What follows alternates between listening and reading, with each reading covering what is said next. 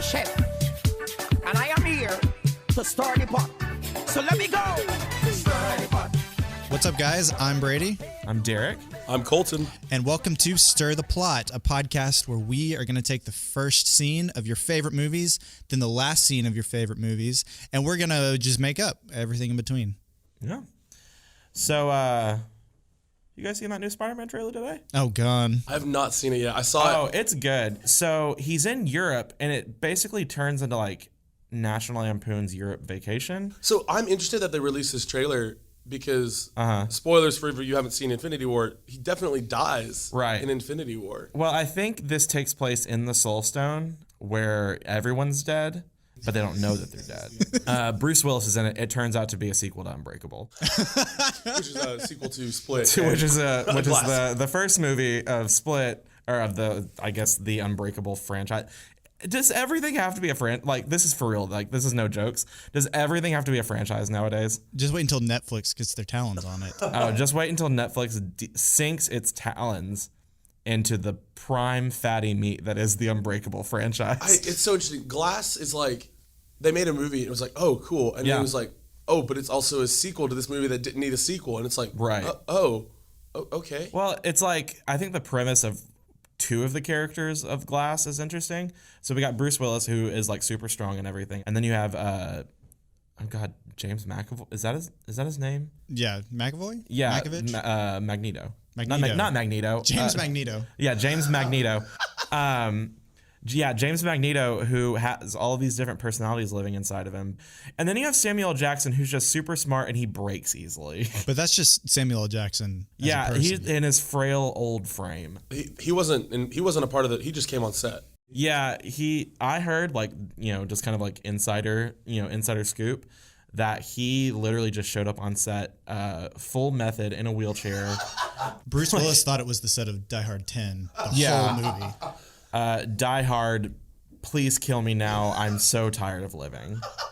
So, like you said, we're going to take the first 60 seconds of a movie and the last 60 seconds of a movie and basically just figure out what happens in between. This was based on a really fun concept that Colton came up with every year. One day I was like, okay, I'm going to start Game of Thrones. And so I watched the very first episode and I was like, okay, let's see where this goes. And then, like, somehow the, like, website that I was watching it on, it, like, showed me the last episode of that season. So I watched the first episode of Game of Thrones and then the last episode of the first season of Game of Thrones. And I was, like, so confused because there's, like, all these new characters. There's, like, dragons. And I'm like, I hate this show.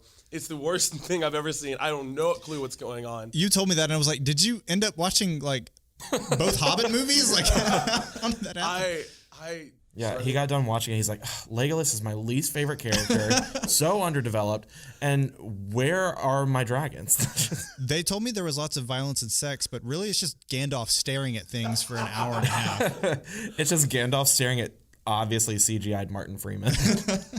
And you were just like, all right, let's see where this bad boy goes. And it went somewhere that you were not expecting it. Completely unexpected.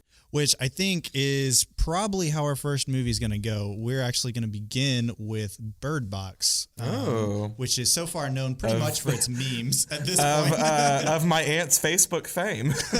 I only know this movie through memes. I have not seen it at all. That's so fun. Like, I think that's the only way that you can truly enjoy this movie is through memes. I have seen this movie.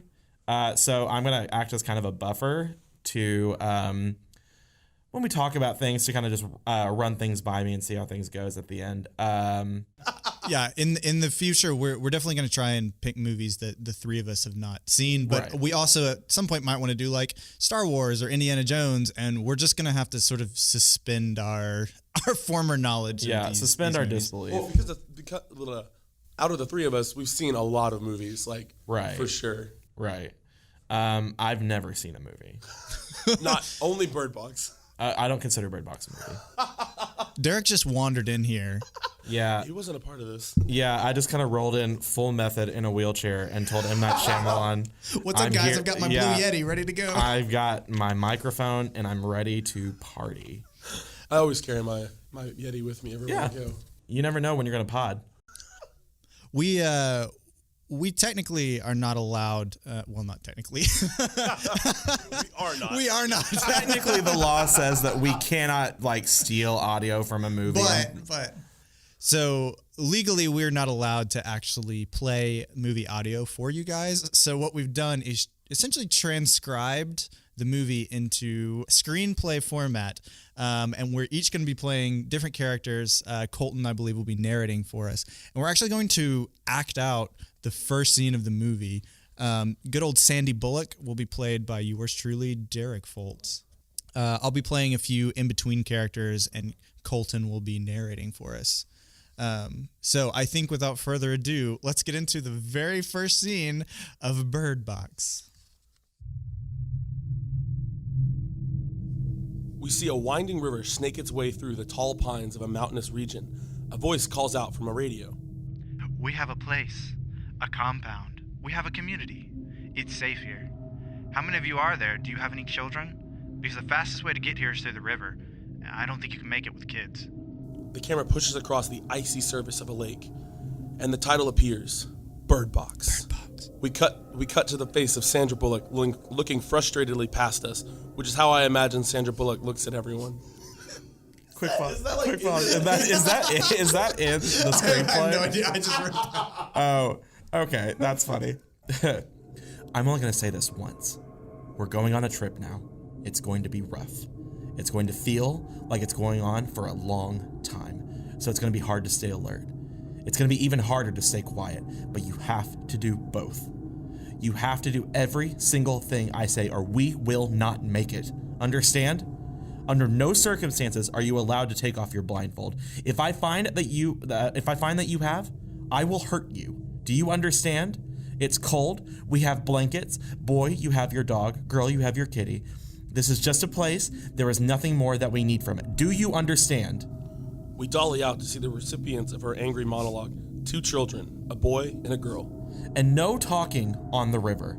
You must listen as closely as you can. If you hear something on the woods, you tell me. If you hear something in the water, you tell me. But you never, ever take off your blindfold. If you look, you will die. Do you understand? The children nod. Oh, God, thank you so much. I feel like Sandra Bullock was in the room. I really channeled my inner Sandra Bullock. I said, blindside, blindside, blindside. And I was just like, all right, here we go. We're here. So the next question I think we all have is, where on earth does this movie go from here? Gosh, I feel like we know nothing about this movie other than that there's a river and that they can't take their blindfold off. I didn't know Sandra Bullock was blind. Yeah, Right. Unbelievable actor. That's so brave of her to keep pursuing her dream of acting despite her disability. Yeah, it's the same way as that kid from Glee that was in the wheelchair. I forget his name because I only watched one episode of Glee. And Bryan Cranston in The Upside. I hope she makes it. Yeah, I hope she makes it far. When I was listening to this monologue take place, the only thing that I could imagine is a mother sitting her 2 children down, about to go into Walmart, and literally just telling them, if you do anything, I will hurt you. She gets real intense here too. Listen, in my eyes, Sandra Bullock can do no wrong. She could be in The Room 2, Electric Roomaloo. Starring Bryan Cranston in a wheelchair.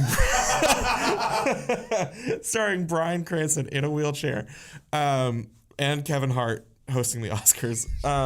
Too soon? I don't know. Hosting the Oscars? Oh God, we don't want to get into that. This is not the podcast. Right up there with political podcast. Yeah, no. right up there with Kanye 2020. Oh God. My question is, what's out there that she doesn't want them to see? Right. It's the announcement that Kevin Hart will be hosting the Oscars. They don't. It's plastered everywhere. They don't want to see it. It's They're living in actually denial. the newest season of Fear Factor. She's like, don't look, they're eating bugs. I think maybe this is getting into rom-com territory where, the boyfriend has dropped the kids off, for a weekend while he goes to the Appalachians to do some fly fishing. Yeah. And You can catch more honeys being fly. It's for sure like a yours, mine, and ours, or like a cheaper by the dozen situation where it's just, an integrated family. And They're just trying to get along. They're just trying to get along. Steve Martin's in here somewhere. Steve Martin is the guy. Have y'all seen Are We There Yet? Absolutely. And I feel like it's like the role reversal of Are We There Yet? I think the funniest thing about Are We There Yet is the fact that Ice Cube was a part of one of the most prolific rap groups of in decades, and now does Are We There Yet and Are We Done Yet? Two of probably the most tame, family-friendly movies I've ever seen in my life. The only thing Ice Cube was asking during the onset production, What? Are we done yet? Are we done yet? Are we there yet? Oh man, okay. I feel like I know from memes and just like the little bit I know about this movie that it's some sort of like greatest fear kind of thing. You walk outside and your greatest fear is there on your doorstep. What is it? Knocks on my doorstep, just the vast ocean, never ending. My house is in an ocean now. I can't. And see Bryan Cranston's there in a wheelchair. Oh no. My greatest fear is for sure just walking along and your sock slipping down into the middle of your foot, and you're wearing shoes that you can't just reach in and fix. You have to literally take your shoe off in whatever public place you're in, looking like a hobo. And because your house is in the middle of the ocean, your And socks because are your wet. house is in the middle of the ocean and Bryan Cranston's being real stingy with that wheelchair, you can't get any balance. It's just, it's madness. It's absolute madness and chaos. Also, another one of my greatest fears is winning a college football championship and going to the White House and being served Big Macs on a silver platter. Let's really date this podcast. Yeah, let's date it. I mean, that's going down in the history books. I actually had sleep paralysis last night. And when I looked into the corner of my room, all I saw was 300 Big Macs stacked on a silver platter that served Nelson Mandela. You got to imagine those kids were like, because they were either like, oh man, we get to meet the president and we're probably going to get some good food. And then walk in and it's just McDonald's. Like, imagine how cold it was. That's my biggest fear is cold McDonald's. Same. Mine's now Walking into a room full of 300 cold cheeseburgers. It'll go straight to your thighs. And then you'll blow up. The bread's like already gotten like that hard. Like, Oh, God. should we do the last scene now? Yeah, let's go ahead and do the last scene of the movie. Colton, take it away. All right. We see Sandra as she leads her children through a crowd of people, most of which appear blind. There are so many blind people. They're everywhere. As if we didn't already know. Sandra looks upward to the top of a massive aviary where birds dart back and forth. She leans down to her children. I say, we let the birds go to meet their friends. Should we do that? The children nod. Sandra opens the large box in her hands where three tiny children. I'm sorry, Where she's been keeping the children the whole time. Where three tiny parakeets sit, chirping. They immediately fly out of the box toward the top of the aviary. Sandra holds her children tight as they watch the birds fly away. An older woman approaches them, smiling. Mallory? Mallory Hayes? Sandra smiles up at her. Dr. Latham. The woman smiles at her, then looks kindly at the two children. What are your names? Girl. Boy. The woman looks confused. These kids are as dumb as bricks. Sandra looks carefully at the girl. Actually, your name is Olympia, named after the sweetest girl I ever met. She turns to the boy. As I turn the page into the microphone. And your name is Tom. The boy formerly known as Boy, hugs Sandra. Of Prince. And I am their mother. The woman smiles at the two children. Would you like to play with the other kids? You want to go play? The children nod excitedly. They take the woman's hand. She leans in for a good old Sandra hug. Then leads the children into a crowd of people. A random man hands Sandra a bunch of dirty towels. She smiles. What? A big old Sandra hug. Imagine if this were the actual screenplay of this movie. Like, Sandra Bullock's agent just hands it to her and she's like, now, a couple of questions. What's a big old Sandra hug? Am I known for my big old Sandra hugs? Oh, man. Okay. So I feel like Olympia is an important part of this movie. Mm-hmm. Oh, this is an illegal pet trade. Absolutely. This woman had her kids dropped off for the weekend and had to take them on a wild and wacky adventure as she smuggled exotic animals across America. That's it. In a bird box. In the bird box, where three small children were sitting. I feel like somehow the birds are important to this. Like, Right. Today I learned Sandra Bullock is just really bad at naming children. Olympia, named after the sweetest girl I've ever met. Oh, sweet. What's my name? Tom. Is that like a cool guy you met? No, it's just Tom. I think that somehow government lab, nuclear fallout, something, there's a creature that like birds will like call before they're near, or they don't like birds. I don't know. And somehow, and then keeping them in his box. When the monster looks at his greatest fear outside his door, monster's greatest fear it's a bunch of parakeets. 2 tiny little parakeets. I'll be completely honest. I'm sticking with rom-com territory here. You think it's rom-com? I think the kids get dropped off, and she's got to smuggle these birds across the apocalyptic wasteland with 2 kids in tow. So do you think that where specifically Sandra Bullock is living is the apocalypse? And so, because homie's just going up to the Appalachians or something like that and just drops his kids off in Mad Max. Like, where's the father in this? Yeah, it's on the corner of Fury Road and East Hampton. Yeah, Furiosa is right next door. Yeah. All right, kids, get in the car. You're going to hell. I think Sandra Bullock is handing these birds off to maybe the world's last apocalyptic zoo. Okay. It's the lamest zoo in history. It's just parakeets and blind people. That is, did a little recent study on that. That is, in fact, the worst zoo ever. That's an interesting. I feel like blind people don't go to the zoo though. Like, the lion exhibit gets real interesting. Oh my God. Sorry, like I'm not going a to blind keep this going. person's least favorite activity is going to the zoo.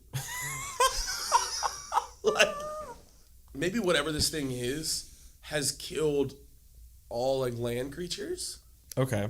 And like only birds are left. Oh, there you go. And this turns into a sequel to Waterworld. Or more like a prequel to Waterworld. The floating zoo for parakeets and blind people. All right, Derek, you have seen this movie, but I want you to just go ahead and throw out your theories. I want to talk about what I wish this movie was. Okay. Okay. Here, let's we're gonna edit that out. Pretty much anything that Derek says is going on the cutting room floor. I feel like there's hints of someone else in this There podcast. was a third person that got introduced. How funny would that be? Like introducing a podcast and like bring in a 4th person who But like the 4th person is never mentioned. like, hi, I'm Mikey, and like Mikey never has a line, like never speaks ever. You remember that podcast with Brady Colton and Mikey? He didn't say a word the whole time. He was silent as the grave. Okay, so I'm going to throw out my theory of what I wish this movie was. I wish it was Left on the Cutting Room Floor. No, it's a fine movie. I mean, if you want to see it or whatever, it's fine. I'm not going to put more money in Netflix's pocket. I can audibly hear your eyes rolling. Yeah, well, that's just because I have really wet eyes. And see them. Oh, ew. Just really, like, just drippy eyes. Just, like... The third person we introduced, this is Drippy Eyes. I'm all Colton, and this drippy is eyes folds over here. Drippy eyed Derek. What's up? I'm constantly crying. They talk about a third person, but all I hear is water running in the background. So what I wish this movie was a straight up, like we talked about earlier, where it's Sandra Bullock with her 2 children going into, I'm assuming, like in this universe, this vast universe that we've created, I'm assuming that a bird box is just a fancier name for a birdhouse. Like they've forgotten what a birdhouse is called. Yeah, in this grand like post-apocalyptic comedy that we've created, and so she enters into a birdhouse building competition, but because it's the post-apocalypse, roads are gone. All materials except rust and dead bones. Yeah, there's obviously an establishing shot of the Statue of Liberty covered in sand. Are they building birdhouses with blindfolds on? Yeah. So that's the challenge of this birdhouse building competition, is that they have to put these blindfolds on and build the birdhouse like that. They want to make sure that, like, birdhouses are almost an economy in this world. Birdhouses are in the post-apocalyptic world. I thought you were saying like in our 2019. world. I was In like, 2019, are birdhouses they? are an Like- economy. Yeah, have you ever been to an Antiques Roadshow? Like, What's the ratio of US dollars to birdhouses? oh, the conversion rate is god awful. Yeah, I tried to buy gas with my bird boxes today, and they wouldn't accept it. Have you guys seen that? Have you guys seen that meme that measures time as the length of a Shrek movie? Oh yes. No. It's like it takes about 4 Shreks to get there. I'll be there in about a half Shrek. Yeah, so they have to go down river to get to this birdhouse building competition, and Sandra Bullock is so passionate about this bird box because if she wins this competition, and only children can participate, it's real weird because of their nimble hands. They can kind of finagle their way around a bird box and build it in a way that is suitable and will bring up the conversion rate of bird boxes to US dollars. But what's that? Suddenly her phone rings. It's the husband. He's at her house and wondering where the kids are. Yeah, and she's like, nowhere, babe, love you, bye. And then just hangs up and throws her phone in the river. She's lucky it worked because of the apocalypse. The cell service in the apocalypse is just... Is actually phenomenal. It's Like, actually great when there's no more concrete buildings. yeah, like I have Sprint, and during the apocalypse, it's great. You have AT&T. I'm so sorry. Their towers went down.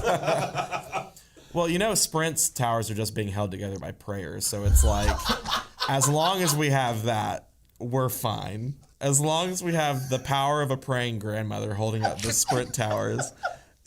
During the competition, there is a grandmother who is placing her hands on each bird box as the competition goes on. And suddenly, everyone's phones just turn on 4G. It's like the Shazam trailer. Grandma's just zapping everyone's cell phones. Your phone's charged. And suddenly has the YouVersion app on it. So this monologue at the very beginning is her basically telling her kids, like, if you mess this up for me, like, you're never going to hear the end of it. Mm-hmm. Like, she's not like, yeah, she says, I will hurt you, but not like in a physical sense, more of an emotional sense. My love for you is dependent on this bird box. Yeah. It's a very conditional, not agape love. You both get your names at the end of the movie, and it's so help me God, if you mess this up, I will name you Tom. I will name you Tom. Yours is Olympia because you do a good job. Yeah, so there's absolutely a primary antagonist in this movie, and that is his name is Jimothy, and he's another kid at the Bird Box building competition, and his mom is played by the greatest foil to Sandra Bullock, in my opinion, an Oscar win. No. Kevin Hart hosting the Oscars. His mom is Kevin Hart. His mom is Tyler Perry as Medea. So just Tyler Perry in full drag. Who also happens to be the praying grandmother. Oh, no. Right. So Jimothy actually sabotages their bird box. Well, I think he lures Olympia into sabotaging it with him. You know? Right. Sandra Bullock always warned her, don't go near those bird boxes. You're going to knock them over, you dummy. And, you know, she metaphorically and I guess kind of physically as well, or like literally, took off her blindfold. She emotionally took it off. Yeah, blindfolds are more of a metaphor. Opened herself up to sin. Yeah, blindfolds are more of a metaphor in this movie. So she messes up the bird box, and she almost gets named Tom. Before the Dr. Lapham or whatever comes and is like, no, I can, like, it's okay. Like, we already judged the bird boxes, like, the destruction of which is not going to count against you. And that's sort of like, you know, the transition from the Dark Night of the Soul into the climax. I've read Save the Cat. But she does find out that the true power is the power of family. Right. And they even adopt Jimothy into their family. But he doesn't get renamed. We have Olympia Tom. No, he does Tom. No, he does get renamed. His name is Tom. And so afterwards, you know, all the kids are playing in the only safe place they have, which is apparently this aviary full of birds with their new bird boxes. And, you know, Sandra Bullock is holding her gold gilded bird box. Right. That can buy her a new '71 Lincoln. Because we know that's exactly where Sandra Bullock's money's going. Exactly, a car that will run for through the entire apocalypse. Yeah, through the entire apocalypse. But in real life, I'm gonna ballpark maybe 30 minutes. Like a good fourth Shrek, if you will. Yeah, Mad Max's car is Shrek. actually Sandra Bullock's. 71 Lincoln. 71 Lincoln. Yeah. You can't tell, but the makeup artists in this movie really deserve an Oscar nod because Lapham, or however you want to pronounce her name, is actually Kevin Hart. In a wig. But they also did a really good ADR. Is it ADR or AVR? ADR. Yeah. Okay, I'm going to do that one again. Okay. Do that take again. They also did really good VCR. Yeah, they did really good AC/DC on this movie. So they did really good ADR on this movie because, like, if you look really closely at Kevin Hart's, Dr. Lapham's lips, he's obviously screaming, "Let me host the Oscars." I'm begging you, please, God, let me host the Oscars. Right. And she says, "Kids, put your blindfolds back on now." Yeah, it was a completely unrelated sort of incident that happened. Kevin Hart just wandered onto set.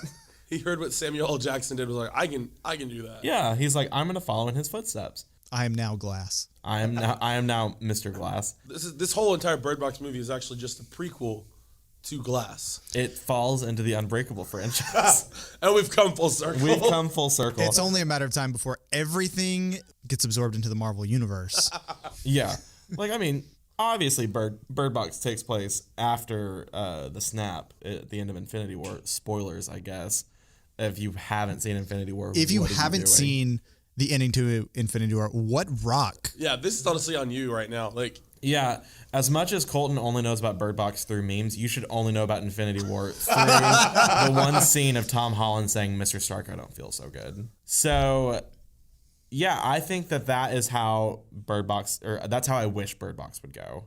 I would have loved to have seen that. I would have I would have given Netflix more money for my subscription, my mom's subscription to Netflix. Yeah, who's actually paying for Netflix? Yeah. Netflix, if you're listening, we all pay for our own Netflix. Don't delete us. For sure, Mr. Netflix. Okay. Yeah. I saw a tweet and it basically was quoting the news of Netflix raising their subscription charges, and someone just literally quoted it and said, "Man, that's going to be hard on the person that's paying for my Netflix." And I'm like, that's true. I'm like, I don't know how my mom's going to make it. All right. So let's talk about the actual Bird Box. All right. I think we've exhausted the well of creativity when it comes to improving about the plot of Bird Box. Derek, you're the only one who's actually seen the movie. Yeah. Lay it on us. What on earth is Bird Box actually about? All right. Spoilers, So if you haven't seen it, I guess. yeah. And except for you who have not yet seen the Thanos snap, you shouldn't. Yeah, if you haven't seen Infinity War, there's no way on God's earth that you've seen Bird Box. Like, really, just leave the house once It's in a on while. YouTube. Like, honestly, not even joking you, Colton, you had the closest description of what this movie was about. So it starts out, it's told in a non-linear fashion. Okay. They find out that it's like this monster that if you see it, it shows what you are the most afraid of. And that it shocks you so much that you have to commit suicide. Gotcha, like a demon, or Yeah, do they ever actually show something the like monster? that. It's never specified. You never see the monster. It's it's described as like a spirit or like a demon or sort something of touched by an angel. Yeah, something otherworldly. Yeah. So what purpose do the birds serve? The birds can apparently sense when these monsters are around, and they start. Gotcha. Yeah, literally. That's why I said you have the closest guess to what this movie is about. I'd like to just read off the cast of this movie because we only really heard about Sandra Bullock and Boy and Girl and Dr. Lapham or Lapham. So Sandra Bullock is playing a character named Mallory. Trevante Rhodes, who is from Moonlight. Lil Rel Howery from Get Out and from every movie after Get Out plays Charlie. All part of the same franchise. Yeah. Yeah. Tom Hollander, who I thought you were about to say Tom Holland. Tom Holland is in this movie. He makes a cameo where Nick Fury and Spider-Man show up at the end. Mm-hmm. They're walking through the forest and you just see Spider-Man swing by. That's all it was. We heard you have special abilities. Tom Hollander, who sounds like someone you probably shouldn't know. The only reason that I know him is because he is, what is his character's name? Well, there's that 2 bars of LT that's spread. I'm gonna look him up. He Grandma, put your hands back up in prayer. Yeah. We need your prayers. It's like a spirit bomb, but with cell phone reception. Oh gosh. He's in the Pirates of the Caribbean movies. Really? He's Commodore Norrington. Oh, okay. Probably the most surprising addition to this movie, Machine Gun Kelly. Shut up. Played what? Plays a man named Felix. Was it literally just? It was Machine Gun Kelly. In all of his face tattooed. Yeah, glory? in all of his "I Got Destroyed by Eminem" in one diss song glory. Gosh. I hope that when either 3 of us get famous, that Netflix doesn't listen to this and it's like, yeah, I'm going to audition for like the 19th season of Black Mirror, and they're just like, yeah, you're like, you fit all of the qualifications, except what does the name Stir the Plot mean to you? It's nothing. It's nothing to me. And then I just throw away the sides and walk out of the room. Or they cast you for Bird Box 2. Or they yeah. Bird Box 2 is the competition. Yeah, Bird Box 2, Electric Birdaloo. Or it's Like where there was a company that did that. Like they were gonna hire a guy, and then like he tweeted like in a joking. I want to say it might have been Disney. Like he tweeted about jokingly about a movie, and they were like, "Yeah, we can't have you on anymore." It's Kevin Hart hosting the Oscars. That's what it is. No, that was James Gunn. With, you're right. Guardians of the Galaxy and stuff. That's another thing that's. I like to imagine Bird Box 2 is just Sandra Bullock's son having to fight Medea's grandson. Timothy Strikes Back. Timothy Strikes Back. Basically, treat it like the Pitch Perfect movies, and just it's like, so it's like starts out like kind of like, you know, like a collegiate level, and you move on to nationals, like a global bird box competition, and then you're building bird boxes for the troops. I think we've got a real Karate Kid scenario where he has to revisit his home wasteland to find solace and wisdom from a tiny old Asian man who lives deep in the apocalyptic wasteland. Hey, we've all had that similar. I mean, which among us have not had a similar situation? So now, Would you want to watch the movie? yeah, I mean, I guess. So now that you know the official kind of plot and like the structure of Bird Box, I want to ask you guys: do you want to watch this movie now? Like, answer truthfully. Netflix is listening. More so than I wanted to see the Bird Box building competition. Not necessarily. Okay. I was really hoping for some hot rod level humor. Yeah. And adventure. And I'm kind of sad. It's just sort of another apocalyptic. I have my fill of apocalyptic movies at this point. I think we need to move on from post-apocalyptic movies and zombie video games. If I see another video game that is revolving around zombies, I'm going to throw my PlayStation in the trash. Bird Box the game coming soon to a console near you. Xbox One exclusive. No. It's just a black screen, and you have to like maneuver your way through somehow. All right, Colton. What about you? I feel like I would watch it, but I feel like I'd be on my phone the whole time. Right. You know what I mean? Like on Reddit or like Twitter or something like that. Like, Which is also every movie that Colton watches. Yeah, that's also very true. I don't know. I don't think You couldn't tell anyone about what actually happened. Yeah. Oh, did you like Bird Box? Yeah. Oh, what did you like about it? So what about you guys? Let us know if you would like to watch Bird Box now that you know that it's not the movie of your dreams, apparently. Like, because I think all 3 of us can agree that we'd have much rather watched Medea's grandson beat up. Yeah, and we're just kind of starting out, so we don't really have a website or social media right now, but we're definitely going to get those things up and running in the future. So keep an eye out. There's good things coming. So right now, feel free to follow us on any of our personal social medias, Instagram, Facebook, Twitter. I feel like we've got all the bases covered. Yeah, honestly, especially me. Derek Foltz specifically. I live on social media. I pay rent on social media. Derek Foltz's Twitter is woke AF. So. I think he's verified even. I actually did apply for verification at one point because I was just that desperate. You can follow me on Twitter at Derek Foltz. You can follow me on Instagram at Derek Foltz. You spell that DerekFults. You can also find me on YouTube at youtube.com. Don't type in .com. You'll get sent somewhere else. YouTube.com. You can buy and sell Derek Foltz. Yeah, you can. Please. You can find me at youtube.com/Derek Foltz. I haven't made a new video in quite a while. The videos I do have up there are really funny. I think you should watch them and give me constructive criticism in the comments, which would probably still make me cry because I can't really take them. Yeah, so you can follow me on Instagram at TheKingBrady, TheKingBrady, or hit me up on Facebook, slide into those DMs. Ew. Slide into my messenger. Yeah, guys, it's 2012. Feel free to message me on Facebook Messenger.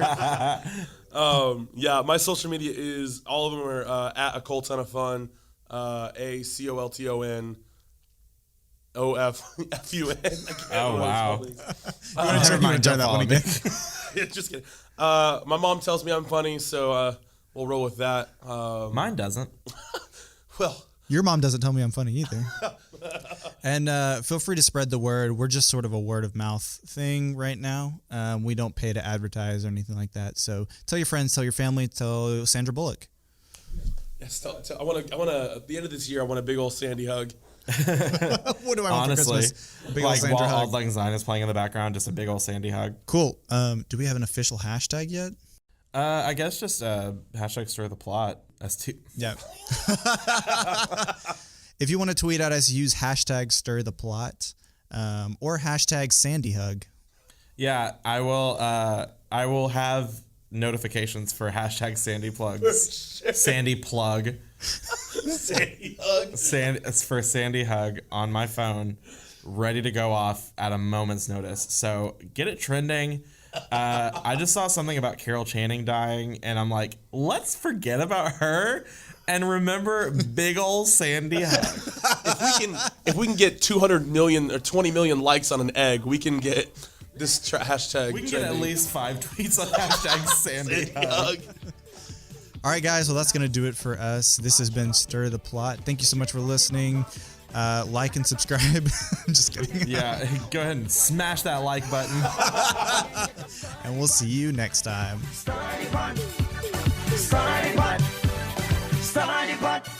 She put the